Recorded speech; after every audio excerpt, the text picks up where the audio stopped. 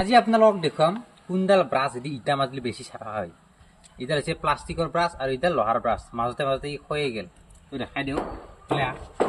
তো এইটো ইটা এই লোহাৰ ব্ৰাছেদি মাজি দিছোঁ।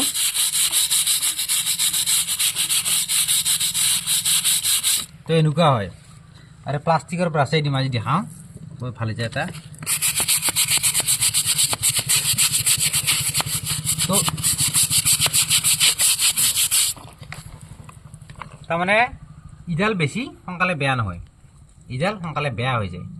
ইডাল ইমান ইটা মাজিলোঁ চাৰু চাইডে, কিন্তু ইডাল বেয়া হোৱা নাই। আৰু ইডাল দি চাফা কৰিব ভাল, পূৰা একদম চাৰু চাইডে এনেকৈ মাজা যায়। এয়া এই ধুনীয়া, একদম ধুনীয়াকৈ চাফা হৈ যায়।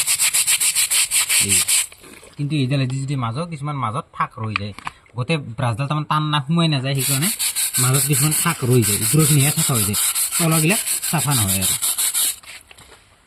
এয়াই আৰু গতিকে আপোনালোকে এনেকুৱা ব্ৰাছেদি মাজলি বেছি ভাল। আৰু ইডালো আনব, ইডালো লাগে কেতিয়াবা, কিন্তু তাতকৈ ইডাল বেছি ভাল আৰু মাজবা। Thank U.